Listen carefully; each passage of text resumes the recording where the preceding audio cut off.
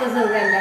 ഇന്ന് നമ്മൾ പായസമാണ് കേട്ടോ റെഡിയാക്കാൻ പോണ. ഈ പായസം മാമ്പഴ സീസണിലാണ് കേട്ടോ റെഡിയാക്കുക. ഈ പായസത്തിന് 3 ഫ്രൂട്ട്സ് വെച്ചാണ് നമ്മൾ റെഡിയാക്കുക. അതിൽ മെയിൻ ആയിട്ടുള്ള ഒരു ഫ്രൂട്ട്സ് മാമ്പഴമാണ്. ബാക്കിയുള്ള 2 ഫ്രൂട്ട്സ് നമുക്ക് ഏതാണോ ഇഷ്ടം അത് നമുക്ക് എടുക്കാം. അപ്പൊ ഇന്നത്തെ സ്പെഷ്യൽ മുക്കണി പായസം. ഈ 3 ഫ്രൂട്ട്സൊന്നും ഇപ്പൊ നമുക്ക് പകുതി മുറിച്ചെടുക്കാം. എന്റെ ബാക്കി പകുതി നമുക്ക് ആവശ്യമുണ്ട് കേട്ടോ.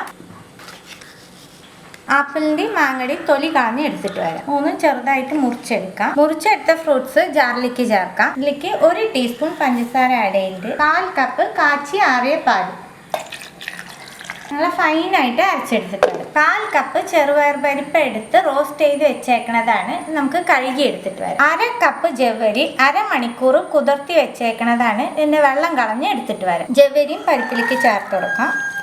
അരച്ച് വെച്ച പഴത്തിൻ്റെ പേസ്റ്റും ജവ്വരിയിലേക്കും പരിപ്പിലേക്കും ചേർക്കും. ഈ ജാറിലേക്ക് കുറച്ച് പാൽ ആഡ് ചെയ്യുന്നുണ്ട്. ഇതും ചേർക്കുന്നുണ്ട്. എല്ലാം ഒന്ന് മിക്സ് ചെയ്യാം. കുറച്ചും കൂടി പാൽ ആഡ് ചെയ്യുന്നുണ്ട് കേട്ടോ.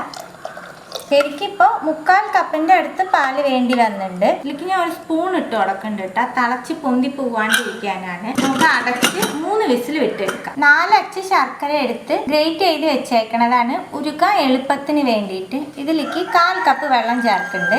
ശർക്കര ഉരുക്കിയെടുക്കാം. അതുപോലെ മധുരം നിങ്ങൾക്ക് കൂടുതൽ വേണമെങ്കിൽ അതനുസരിച്ച് കൂടുതൽ എടുത്തോളൂ. പരിപ്പും വേവിച്ചെടുത്തു, ശർക്കരയും ഉരുക്കി വെച്ചിട്ടുണ്ട്. ഇനി നമുക്ക് പായസം റെഡിയാക്കാം. പാനിലേക്ക് 1 ടേബിൾ സ്പൂൺ നെയ്യ് ചേർക്കുന്നുണ്ട്. ഇതിലേക്ക് കുറച്ച് നാളികേരക്കൊത്ത് ചേർക്കാം. ഈ പായസത്തിലേക്ക് മുന്തിരി നട്ട്സ് അതൊന്നും ചേർക്കാറില്ല. ട്രഡീഷണൽ ആയിട്ട് ചെയ്യുമ്പോൾ നിങ്ങൾക്ക് വേണമെന്നുണ്ടെങ്കിൽ നിങ്ങൾ ആഡ് ചെയ്തോളൂ കേട്ടോ. നാളികേരക്കൊത്ത് ബ്രൗൺ കളറാക്കി എടുക്കാം. നാളികേരം ബ്രൗൺ കളറായി ഇത് പാനിൽ നിന്ന് മാറ്റാം. പാനിൽ 1 ടേബിൾ സ്പൂൺ നെയ്യ് ചേർക്കാം. പകുതി മാറ്റി വെച്ചിട്ടുണ്ടായിരുന്ന ഓരോ ഫ്രൂട്ട്സും ഈ നെയ്യിലേക്ക് ഇട്ട് കൊടുക്കാം. ആപ്പിള്, മാമ്പഴം, പഴങ്ങളും നെയ്യിൽ നല്ലോണം വാട്ടിയെടുക്കാം.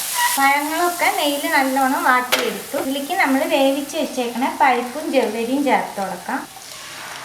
ഒന്ന് മിക്സ് ചെയ്ത് കൊടുക്കാം. ഇതിലേക്ക് നമ്മൾ ഉരുക്കി വെച്ചേക്കണ ശർക്കരപ്പാനി ചേർത്ത് കൊടുക്കാം. നല്ലോണം മിക്സ് ചെയ്തിട്ട് 2-3 മിനിറ്റ് ഒന്ന് ശർക്കരപ്പാനിയിൽ പരിപ്പൊക്കെ തിളക്കട്ടെ. ശർക്കരപ്പാനിയിൽ പരിപ്പൊക്കെ നല്ലോണം തിളച്ചു വിട്ടാൽ ഇതിലേക്ക് 1 നുള്ളു ഉപ്പ് ചേർക്കുന്നുണ്ട് മധുരം ബാലൻസ് ചെയ്യാനായിട്ട്. 1 ടീസ്പൂൺ ഏലക്കാപ്പൊടി ചേർക്കുന്നുണ്ട്. എല്ലാം മിക്സ് ചെയ്ത് കൊടുത്ത് ഇതിലേക്ക് 1/4 പാലാണ് കേട്ടോ ചേർക്കുന്നത്.